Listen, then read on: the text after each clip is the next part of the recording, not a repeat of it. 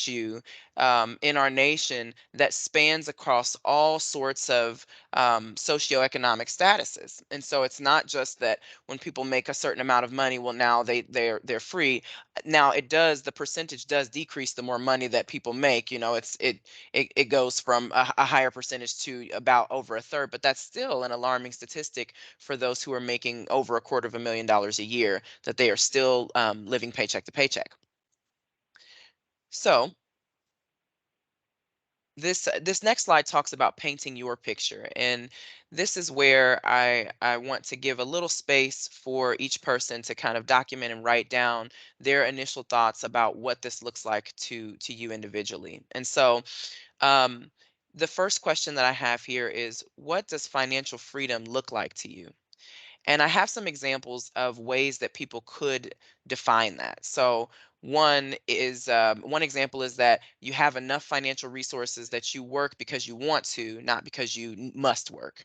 And so it just gives you the freedom to do work that you're truly passionate about, or to not feel the anxiety of feeling like, well, this job is kind of my lifeline. And so if I'm in a situation that is not favorable or that is very stressful, a lot of people will end up in some health situations, some negative health situations, because they must continue in an environment that maybe is not good for their health. And financial freedom could be the antidote to that. That you'd have the freedom to say, I want to pursue environments that line up with my values, that make me feel like I'm contributing well to the world, and that I'm getting what I need out of it as well. Another example of what financial freedom could look like is just having the freedom of location and time. And so being able to move about as you need to have kind of control over your schedule, to arrange the work that you do to support your life, and not the opposite, which is your life supporting your work. Um, and also another example could be just being able to do things that you enjoy. So a lot of people like to travel, or maybe they have a hobby that they'd like to participate in. And when you're living paycheck to paycheck, it's much more difficult to allow yourself to relax and just do things that you enjoy simply because you enjoy them. And so financial freedom could be freeing up space and time so that you're able to do those things without that feeling of guilt, without feeling like, well, I really should be moving into, I really should be focused solely on the things that are bringing income into my home. And so, a tip that I have for answering this question is, I would say first to just kind of give a general idea, write down what financial freedom would look like to you. The first thing that comes to your mind, what would make you, would give you peace and joy, that you would know, okay, this is what financial freedom would look like. This is the picture.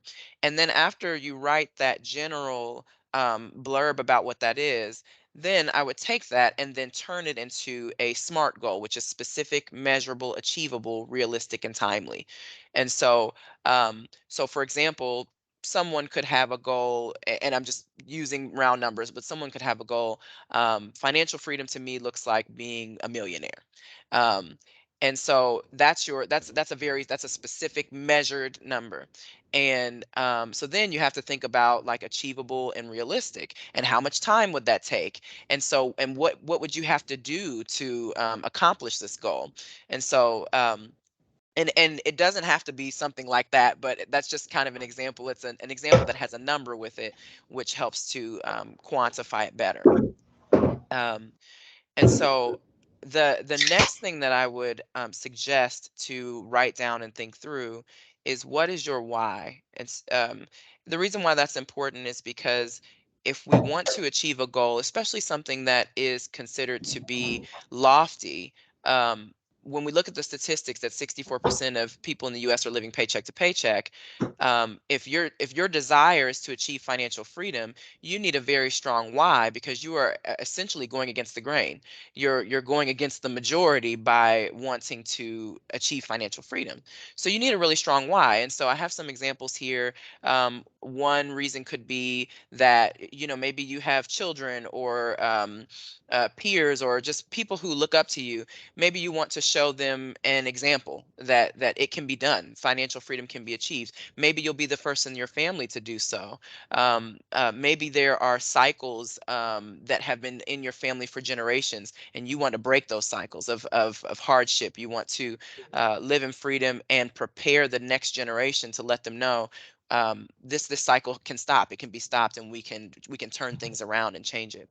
Or it could be to care for your family, to leave a legacy, to be able to not have the stress of having to exert all your energy towards work, instead of being able to be there to be supportive of your family.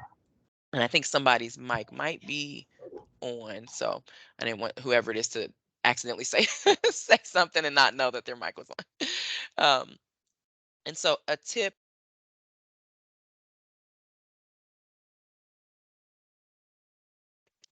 There we go. um, a tip for really, can you hear me still? Okay. Yep, Yes, we're we can good. hear you. Okay. um, so a tip for both of these questions is that I would say to write them both down, in an easily accessible place, so that when you're going through and you're thinking these things through, it's in a space where you can easily add to it, you can refine it, you can change it over time, you can adjust it based on major changes in your life, and that way you always have your written plan kind of right in front of you. And so, um, Sarah, I'm not sure if you want people to, if you're okay with interaction, if anybody wants to share, or share just kind of a general idea of what financial freedom would look like for them. I can share. M- Mine would be actually my student loans. Obviously, that would make my freedom, my ultimate freedom. I've been very transparent with everybody at the city, including my colleagues. I owe 100K of student loan debt, and so I could pay my house off 3 different times, and I still don't have enough to pay off my student loans. Mm. So that would be actually my financial freedom. Yeah. That's a good one, and it's one that I think a lot of people can relate to. And it's a lot of why we're kind of waiting with bated breath to see what will happen with the student loan forgiveness. And it's been kind of going on for a long time. And but we did talk last time about some of the things that are available to people who work for the government or work in the public sector. But thank you for sharing that. I think that is something that a lot of people can relate to, and would be a lot of people's definition of financial freedom, would be to rid themselves of student loan debt. Does anybody else have an example? This is Tracy Williams. Paying my Hi. house off early. So I bought a house last year. Of course, I have a 30-year mortgage. It's not a big mortgage, but I still want to, at 57, I don't want to be paying for a house till I'm 80. So my goal is to pay it off earlier. Now I am paying extra, but I would like to find a good, I guess, amortization calendar or app that I can put my information in that will give me realistic numbers that maybe, because maybe what I'm paying now, I'd like to add my mortgage did go down from last year because I paid an extra payment, but I wanted to see it go down each year more. But I'd like to, if you know of an app that I can use that would give me realistic numbers so that I can adjust the extra that I'm paying to get it down Yes. faster. And you said your name was Tracy? Yes. Tracy, what I'll do is I will find the spreadsheet. There's a tool online that I have used for debt pay down. I'll send it to Sarah, um, and she can send it to everyone, that's interested. But I've got to find it. I if I had it saved, I'd put it in the chat right now, but I've got to find it there. But that's a great one. And I really like the tool because it allows you to put in a few different scenarios. So you can input, what will this look like if I once a year add a lump sum, Or you can put, what will this look like if I add $100 extra per month? What will it look like if I pay biweekly instead of monthly? You can use it to put in all these different scenarios, and it will give you the outcome of each of those. So I'll find that and get that sent to you. And I agree with that one as well. Having your house paid off, there's a peace and a freedom that comes with knowing that it belongs to you. It really does belong to you at that point. That the bank doesn't have any holds on it any longer. So thank you for sharing that one, and I'll get Sarah that resource. So I have one more question. Do Yes. you know, or do you have advice as to like things that are on your credit that you want to, a lot of times it's people, oh, we can clean up your credit, which I don't believe in that stuff. I know that cleaning your credit up takes hard work and discipline. But is there what do you recommend as like for things that are on there that medical bills, anything that's on there that you want to get off? What is the best approach in clearing up those items? That's a great question, and you must have read my mind because in 2 slides we're going to talk about that, if that's Okay, okay. Okay, yeah, thank you. we will. Um, and and I'll just kind of share mine. The examples that I gave are kind of biased towards what my what my idea of financial freedom would be, and it definitely is having no debt and having the freedom of location and time. So just being in command of my own schedule. Um, and there's an element of that I do feel that I've come to, but I'd like to even go further in that and feel a level of freedom that exceeds even what I feel now. And so that would kind of be mine. And I've got a list and everything written out, a spreadsheet of with some timelines and some different things like that. And it has been very helpful to me because before, a few years ago, when I was in a totally different space, I wrote these things out, and at that time, it almost didn't seem possible, but I just said, I've got to trust the process. I laid out a plan. I've got to trust the process that I can make it happen. And it's amazing how often things will happen sooner than you think once you get dialed in and focused on a thing. So I would say to write your answers to these 2 questions down, and have them available so that you can make changes as you go along. And And then I've got two other points that I would say to write down, to notate as you're going through and kind of setting your plan. And so uh, the first question is, what are your greatest areas of struggle when it comes to working towards financial freedom? And so I would say identify areas in your budget that maybe are that seem to be a little overboard. And again, I was that first example that I have there, I'm kind of telling on myself. So um, food is has always been a big thing for me. I admittedly do not enjoy cooking, but I enjoy eating, and that's kind of a problem. so, buying food out frequently can be a drain on your finances, and it can be more than we really realize until we start to track it. That was something that happened to me. I remember I started tracking my categories in my budget, and when I looked to see the money that I was spending on food, I mean, it was embarrassing. And so I'm glad nobody else saw it because it was just not good. And so that's an example of something. Or another example could be like impulse buying, or like online shopping, or going to the store without a list and without a plan, and then leaving there with 3 times as many things as you intended to begin with. Or another one is just being pressured by other people to pay for their wants. And I'm not referring to helping people legitimately, helping your children, helping your parents, your relatives, but I'm referring to when people are kind of maybe taking advantage of you and leaning on you to do things that they really ought to be doing for themselves. So those are just some examples of what could be areas of struggle when it comes to working towards financial freedom. And so, in addition to identifying areas of struggle, I think it's important to identify your areas of strength, because you can use those areas of strength to respond to the areas of struggle. And so some examples of strength that people may have are great organizational and analytical skills. And so sometimes it feels like the financial situation you're in could feel um, it could feel dark. But then maybe if you have great organizational skills and you map everything out, you may find, oh, I really do have some more space in my budget. I am able to move some things around and free some things up so that I don't feel so strained.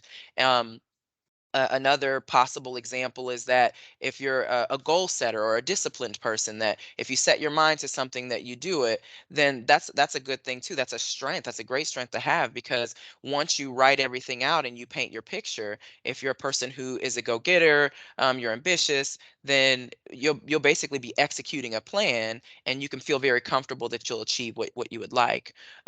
Or another possible strength that some people may have is like motivating others. So if you have a family and you want to get your family on board, which is very helpful, if you're a person who's able to motivate and influence other people, then you may have an easier time of getting other people's buy-in who are in your family or who live with you in your home. And so I would just say to notate both your areas of struggle and your areas of strength, so that you can it'll help you make a mitigation plan, um, so that you can address the obstacles that are kind of in your way. And um, so I won't make anybody share their areas of struggle, but if somebody wants to wants to identify an area of strength, we would all love to hear it.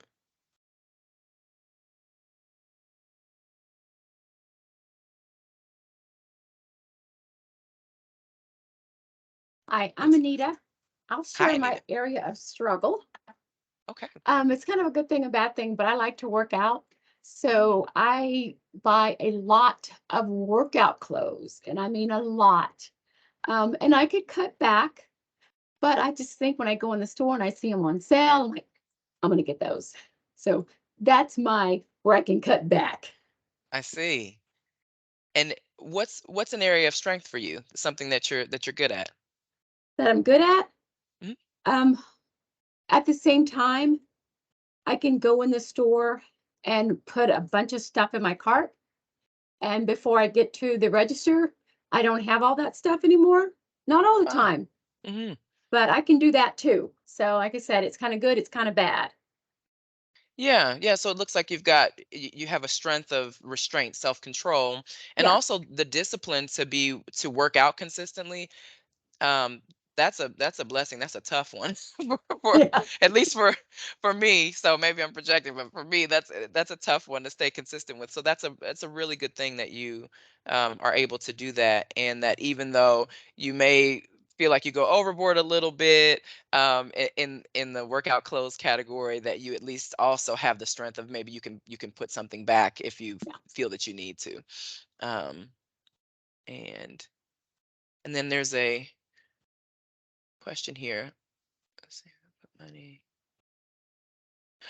Okay. So Heather, I think what you're saying is something that is helpful for you is that with the city putting money away for you in the different accounts, you then you basically, it never even crosses your mind that you even have it. So it's going there automatically, and you're able to set aside that way. Am I in understanding that right?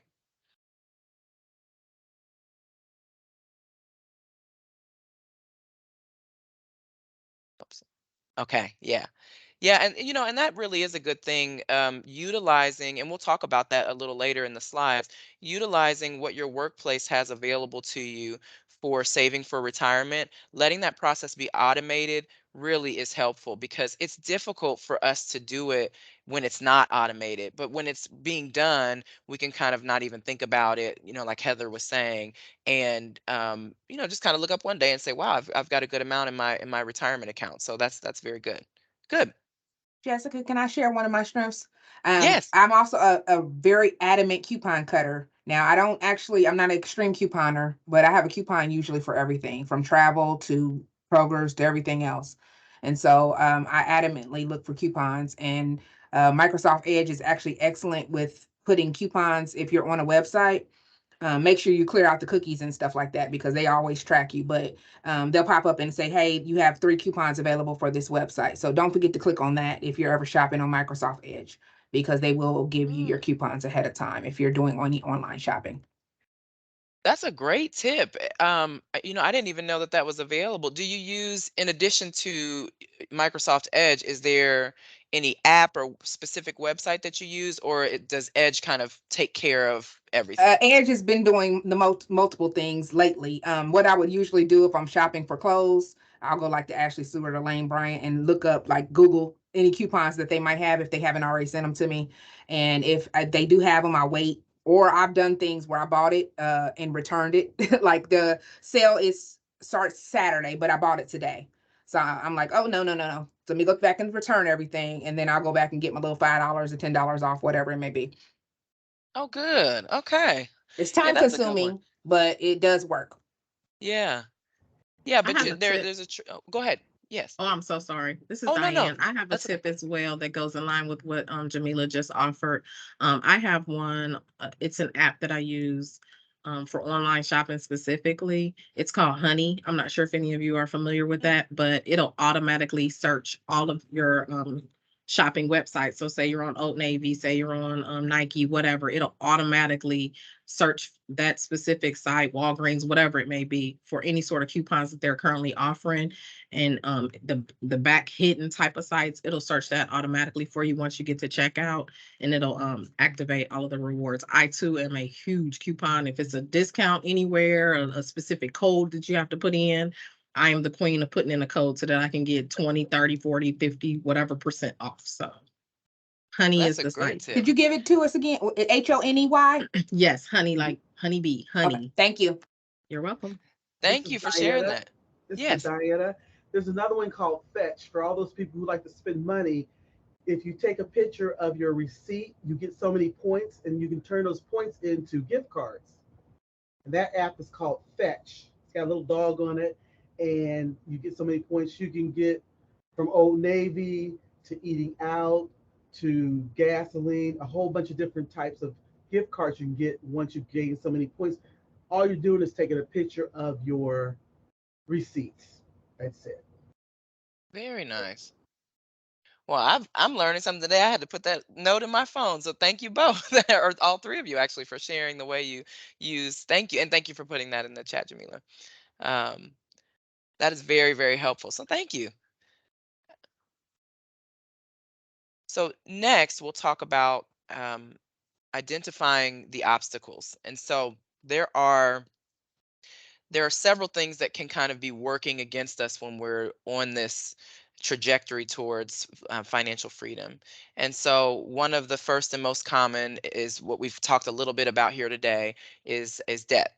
And so that can be student loans, car notes. I think the average car note now, a car salesman told me recently that it was somewhere between $600 to $800 a month is kind of the average car note, and high interest credit cards. So those are some examples of debt that could be kind of working against you, and we'll talk a little bit more about that coming up. Another obstacle is lack of savings. So when we don't have an emergency fund available, then anytime an emergency comes up, it can throw us off of the plan that we have towards financial freedom. And then also, um, in addition to having an emergency fund, it's a good idea that if there's a cost upcoming that you know about, to have a fund set aside for that, so that you don't have to take away from your emergency fund to purchase it. And so for example, it's not a fun example, but I was saving up because I knew eventually I was going to need to buy a new car, but I thought I had more time. I totaled it a couple months ago, so I was out of time immediately. And so, but I was glad that I had a fund set aside so that I could put that money with the insurance money and buy another car, and not tap into my emergency savings fund. And so it's just really helpful to have both an emergency fund and something set aside if you know something is coming up. And another obstacle or category of obstacles is cost of living. So interest rates are very high on mortgages now. I mean, and it's all relative, right? I mean, back in the day, mortgages were double-digit interest rates and nobody batted an eye. But now we are accustomed to much lower rates, and so it just it we kind of feel it more when the interest rates go up on mortgages. Rents is high. It's kind of at an all-time high. The cost of food, transportation is going up. Inflation is increased. Some of the childcare expenses that I've heard that people have to pay is just it's out of this world. And so those are some of the obstacles that people come against in trying to reach financial freedom. And so I want to talk about different things that we can do to address the obstacles that were discussed. And so so that I don't forget, I want to talk through a little. Tracy, you had the question about, it was about, was it the mortgage? Yes, Okay. paying your mortgage down early. Okay, yes. So I want to talk about that so that I don't forget. um, So there are a few different ways you can approach it, and I'll send the spreadsheet so that you can run some scenarios and see which one makes the most sense to you. But some of you may have heard about one way to approach it. But when you're looking to pay down your mortgage early, if you pay monthly, if you switch that monthly payment and split it up so that you're paying biweekly, especially if you get paid biweekly, then you will end up making an extra mortgage payment every year, which will shave. Usually, the figures come out to be that alone, that shift in behavior alone, could shave about 7 years off of your mortgage, depending on the cost and the interest rate. But that's a pretty common number of years that will shave off your mortgage. And so, and it basically you won't necessarily feel it as much as you would if you had to just save up a lump sum. You're just aligning it with when you get paid. And a lot of banks, they'll let you do this. You don't have to refinance to make this happen. They will help you to set that up where you just split your payment in half so that they don't consider the second half to be late or anything. They'll set it up in your account so that you can make that payment biweekly and end up paying an extra payment every month. Um, you can also do what a lot of people do, which is add a certain amount of money to your payment. So you'll make what's called an extra principal payment every month. So sometimes when I was paying on one of my mortgages, I would add a certain amount. So I would pay my mortgage payment, but then I would add an extra principal payment. And something that's very important there is to make sure that you identify to them this is principal only, because one time I tried to make an extra principal payment and it got mixed up in the system, and instead of shaving it off my principal, they applied the extra principal payment to my future payments, which just made it that I didn't owe for a few months. But that's not what I wanted. I wanted it to come off of the principal. And so you want to make sure that they apply that correctly, because if they don't, it really doesn't get you any further ahead. It just kind of saves you from having to pay for a couple of months, but it won't, it doesn't really shave off your timeline, which is what you want. Um, and then also, one more way to do it is just to, sometimes people will make an extra lump sum payment each year when they get, like if they get a tax return, or if they get a bonus, or if they have what's called a windfall. If they get some money like that in, maybe they make an extra payment each year whenever that money comes in. So there are really several different ways that you can approach paying off your mortgage early. But I do think it's a very valuable thing to do if you're able to. And so I think that is actually on the next slide, but I didn't want to forget. So I'll circle back now to what's on this slide. And then Tracy and anyone, let me know if you have questions about that too as we go along. Um, so to go kind of back to the foundational way of mitigating some of the obstacles that I talked about in the previous slide, one of the first things you need to do after you've identified what we talked about in the first few slides, what does financial freedom look like to you? What's your why? In addition to that, you want to create a written budget. And that can be, some people are old school, they want to, use the notebook. I did that for a long time because it was just, it's just kind of how my brain worked for a long time. It was easy to me to just keep things written down, but now things are a lot more complicated, and so I've got to get some things automated. Some people like to use Excel, and I did that for a little while, but now I use an app to track my budget and my spending and keep all of that in line. And so I have some examples of some apps here. These are by no means all that are available. They are just the ones that I have had some personal experience with. And so that's the reason why I listed them here, but that doesn't mean that they're the only ones that are available or the only ones that are good. So there's You Need a Budget, Every Dollar, and Mint. There are some options that some people could use to track their budget and keep it in their phone and have it more automated that way. Um, and if anybody has suggestions, if you've used an app or something, drop it in the chat for everybody to see.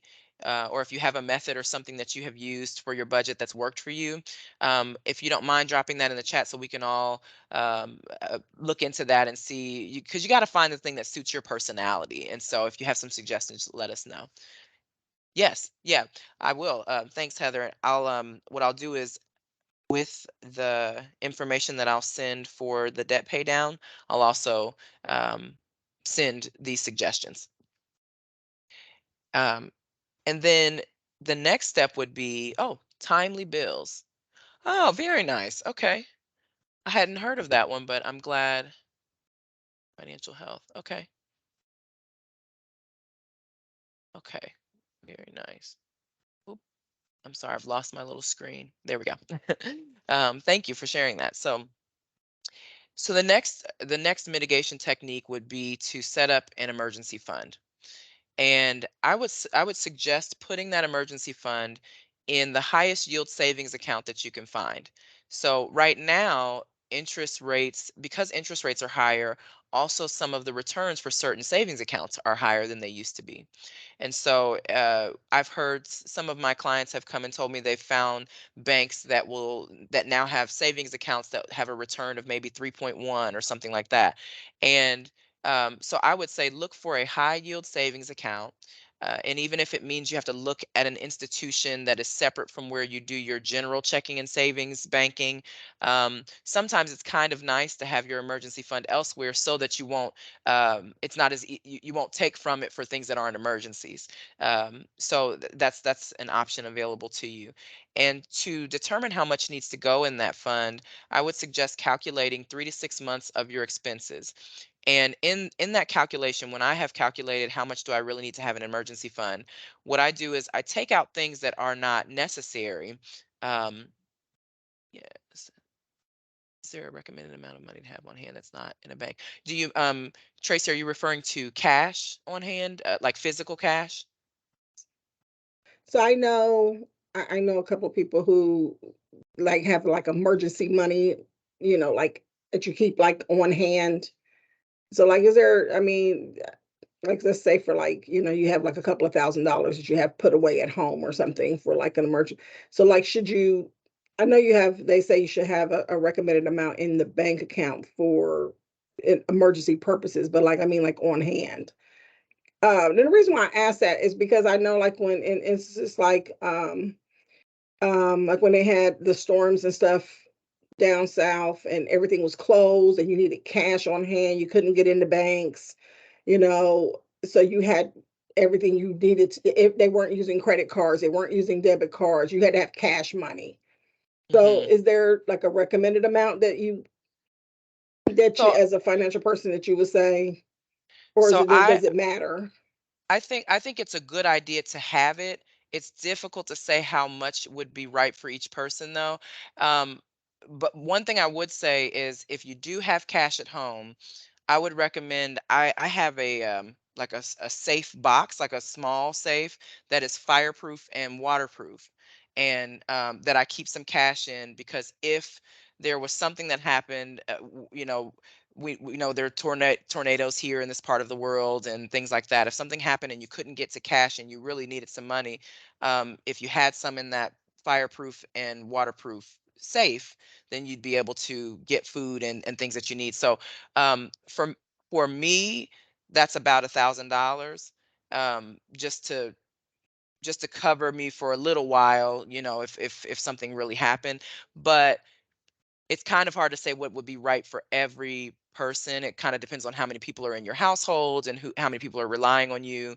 Um, but I think it's a great idea to keep some on hand if you can, as long as it's just in something safe where somebody couldn't just waltz in and take it, or if there was a fire or something, it wouldn't be burned up. So that's a great one. Thank you for that, Tracy. Um, so for your emergency fund that would then be in the bank, I would say to take look at your budget, find the items that are absolutely necessary, and calculate 3 to 6 months of that, and that's how much you should have set aside in an emergency fund. Because the purpose of it is, if you were to lose employment for whatever reason, if you were unfortunately injured or became ill or something and were unable to work, what are the things that you must still pay? And that's the purpose of this fund, is to take care of that.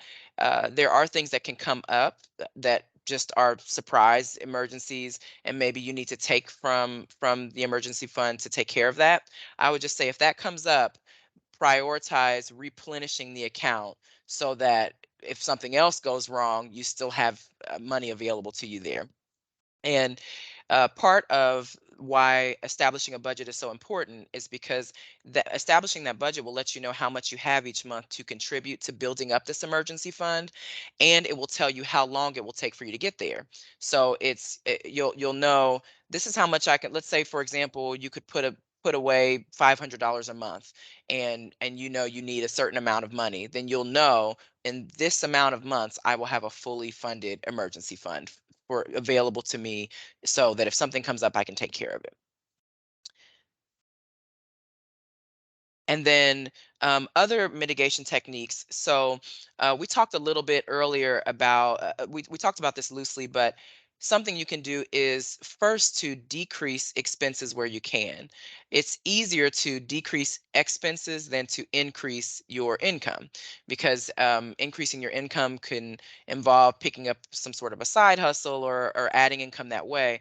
But decreasing your expenses, for things that aren't bills that you must pay, that's something that you can do without having to add extra, because getting other sources of income, that sounds good, and I recommend it for people who have the bandwidth. But if it's going to affect your health, if you're not going to get sleep, if you're going to be stressed and not well, it's not worth your health. And so I think the easier first thing to do is to decrease your expenses, and then if it's possible for you, and it's not going to harm you harm your health in any way, then you can increase your income, find opportunities for that. Something else that's important is to check and know your credit score. There are apps for that, and if anybody has suggestions that aren't on here, the apps that I have on here listed are Mint, Credit Karma, and then a lot of people's banks will, within the banking app, have free credit monitoring there. You can also reach out to the credit bureaus once a year to get a free full credit score printout. Um, and the parts of your credit score, what contributes to your credit score, are on-time payments, which is your payment history, how much of your credit you utilize. So if you have a credit limit of $5,000 and you are using $4,900 of it, then you have a high credit utilization, and that can decrease your credit score. Conversely, though, if you have a $5,000 credit limit and you're using, let's say, $1,000 of it, but you consistently pay it off before it's due, then that's going to be positive towards your credit score. The age of credit is also important. So when you're trying to build your credit, you don't want to go through and open a bunch of new things, because that average is going to decrease, because what they do is they take all of your accounts and average the age of each one. So if you open a bunch of new ones to try to establish your credit, then that's actually going to lower that average, and that can be detrimental to your credit score. Inquiries, there are soft inquiries and hard inquiries. And so a soft inquiry won't hurt your score, but a hard inquiry, if you have too many of them in a short period of time, then that can harm your credit score. And then derogatory marks, so that's things that are in collections, or anything like that, that can harm your credit score. So there is, I'm going to see if it's on the next slide. Yes, it is. So I won't go to that yet. I thought I put it there, but so I'm going to talk at the towards the end. Yes, Renette, I'm going to talk about that, removing negative marks on your credit score. Yes. Um, the next category is to know your net worth. Your net worth is your assets minus your liabilities. And so certain assets are cash, they're bank accounts, they're your retirement accounts, investment accounts, the value of real estate, and even the value of things you own, like your vehicle. The liabilities that subtract from that are any sorts of debt. So there's student loans, credit card debt, personal loans, the debt that you have on your real estate, and the debt that you have on your vehicles. And so you take the first figure and you take the value of your assets, subtract your liabilities, and that shows you your net worth. It's very common that when people are working through paying off debt, that they may be starting with what's called a negative net worth, but don't allow that to discourage you, because over time, as you take care of the debt, then it will turn positive and you'll be able to build from there. And then I also have some apps listed here that can be used to track net worth, and keep that for you so that you don't have to manually do that calculation. And there's one that I really like. My favorite is called Empower. It used to be called Personal Capital. Mint does it, and then there's an app called Kubera, and I have not personally used that yet, but people have told me about it, and they seem to like it. And another mitigation technique is to invest and save for retirement. There are some vehicles you can do that, a 401k or equivalent, so that can be a 403b or government equivalents.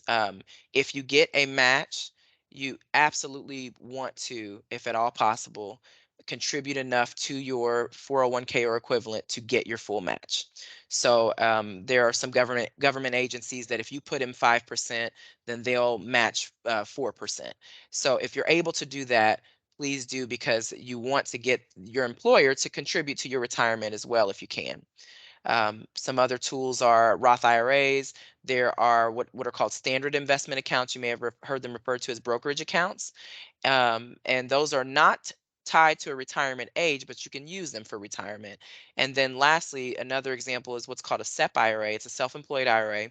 So if you have any sort of a side business or thing that you do on the side, you can offset the taxes that you would have to pay on your income from your side business by opening a self-employed IRA. And so does anybody have any questions about any of those before I go to this next slide?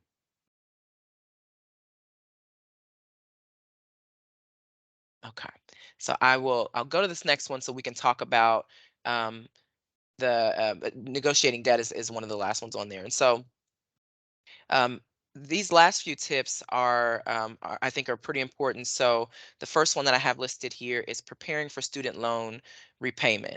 Um, it's been a roller coaster. It's very difficult to know what will happen with the student loan forgiveness that was previously put on the table. um, there's some days it looks like maybe it will go through, and then other days it looks like it won't.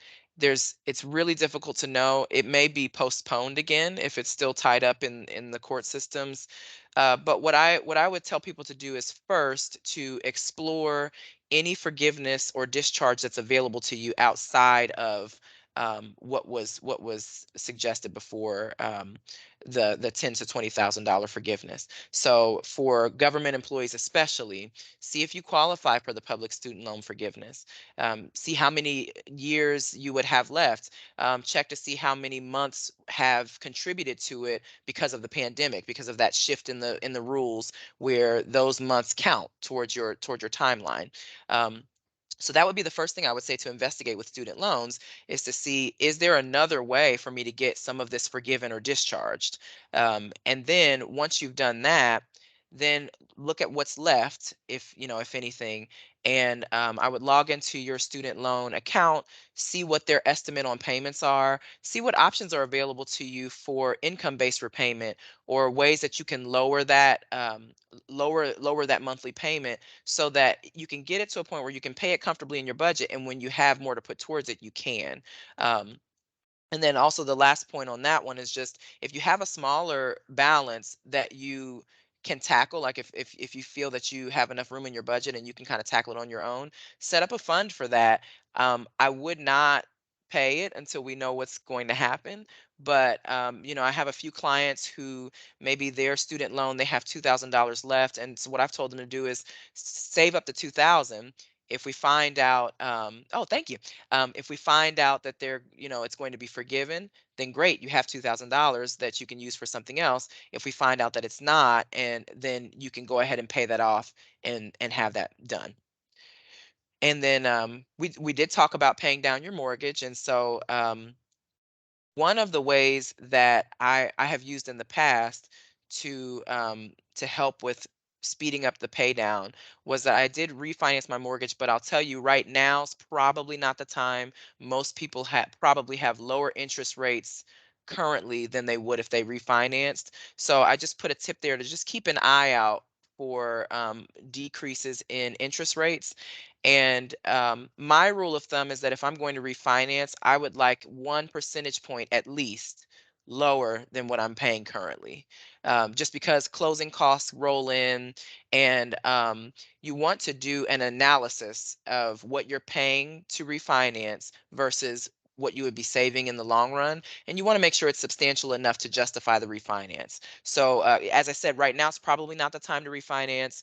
But in the future, if things come back down some and you find out that your interest rate is higher than what the current rates are, at that point, you could look into refinancing. And I would also, when you do that, look for refinances that will charge you very little to no closing costs, so that you can get the benefits of refinancing sooner. And then we talked about some of the ways you can approach paying down your mortgage early. And I just want to reiterate, make sure the payments go towards the principal and not towards your future mortgage payments. Because I really, that happened to me, and if I hadn't been looking, I wouldn't have even known, and it wouldn't have gotten applied correctly. So just check behind them, because there are people working at the bank and they make mistakes like we all do. And so I entered it correctly, but it wasn't put in the system correctly, and so it didn't get applied. And but they were able to go back and fix it once I called. And then this last point here is negotiating and settling debt. So I think that it is best if you're able to, if you have a current debt that's going and you're able to make the payments and get it paid off, absolutely do so. But if you have like, especially old medical bills, one thing that I would do is, if health insurance ever denies something, um, send it back in and see if you can make a case so that they can accept it. Because if health insurance, like I had a test run, I had no idea that health insurance wasn't going to cover it. And I found out after I had the test run that they were not, but they give you an ability to appeal. And so I am in the process of appealing that to see if my health insurance will cover it, so that I don't have to pay the full price of the test that I had run. So um, it's worth it to appeal if health insurance ever comes back about a medical thing and says they're not going to take care of it, because the health insurance companies have medical professionals working for them that say this is not medically necessary. But if your doctor feels that it is, then you can appeal that decision and see if you can get your insurance to cover it. If you have Jessica, old can I medical, hop in here real quick? sure. Yeah. So just in case you guys missed it, we had a talk from a Go Braybender, our broker, and they did mention that they have an advocacy team. If you guys have any questions on any of your bills, um, or if you're having any like issues with insurance and the provider talking to each other and not communicating and things getting denied, I will put that information in the chat. But you do have that. It's already saved somebody in the city a couple $100. So Oh, good resource. wonderful. Good. Thank you for that. Yeah, that's very helpful. um and that even makes it easier, because then you have someone who can help you with that, instead of feeling like you have to approach that fight by yourself. So I'm glad that you reminded us all about that. Thank you.